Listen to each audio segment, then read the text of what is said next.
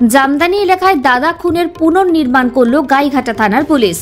গত বুধবার রাতে দাদাকে খুন করে ভাই গ্রেফতার হয়। অভিযুক্ত ভাই বৃহস্পতিবার বনগাঁ আদালত থেকে 7 দিনের পুলিশে হেফাজত নেয় গাইঘাটা থানার পুলিশ। ঠিক 6 দিনের মাথায় পুলিশ অভিযুক্ত ভাইকে নিয়ে যে এলাকায় খুন করা হয়েছিল দাদাকে সেই জায়গায় নিয়ে গিয়ে পুনর্নির্মাণ করে। অভিযুক্ত ভাই কোন রাস্তা দিয়ে নিয়ে এসে কিভাবে খুন করে পালিয়ে যায় তা পুরো নাট্যরূপে দেখায়। অভিযুক্ত ভাই বলেন, আমাকে অপমান করেছিল দাদা, সেটা আমি মেনে নিতে পারিনি। সেই কারণে ঠিক করেছিলাম হয় দাদাকে মারবো, তা না হলে আমি মরবো। সোমবার পুলিশের পুনর্নির্মাণ তদন্তের সময় দাদার খুনের অভিযুক্ত পুরো ঘটনা নিজের মুখে স্বীকার করে নেয়।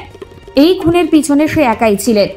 গোবরডাঙ্গা গোসবিহারী মেলা অভিযুক্ত ব্যক্তি ধারালো একটি দোকান দিয়ে দা নিয়ে এসে প্রথমে পিছন থেকে এলোপাথারি কোপ মারতে থাকে। দাদা মাটিতে লুটিয়ে পড়ে।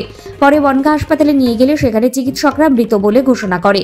এরপর গোবরডাঙ্গা থানার পুলিশ সন্দেহভাজনভাবে প্রথমে আটক করে গাইঘাটা থানার পুলিশের হাতে তুলে দেয় গোবরডাঙ্গা থানার পুলিশ।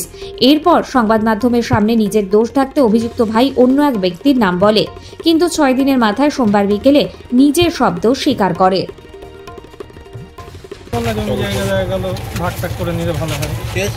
দাদা কি ভাগ দিচ্ছিল না?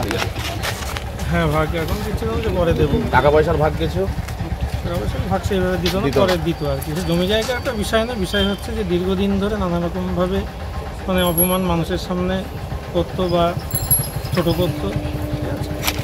সেই জন্যই আর কি মনের মধ্যে এই 10-12 বছর ধরে রাগ জমতে জমতে আমি তো নিজেই সুইসাইড করবো ভেবেছিলাম। আচ্ছা, ঠিক আছে, সেই জায়গা থেকেই তাহলে একবার মনে হয় যে সুইসাইড করি, আবার পিছিয়ে আসে, তবে পিছিয়ে আসে, এই করতে করতে লাস্টে যে এটাই কি আপনার সঙ্গে আর কেউ ছিল? না না, আপনি একাই ছিলেন? ঠিক আছে, চলো।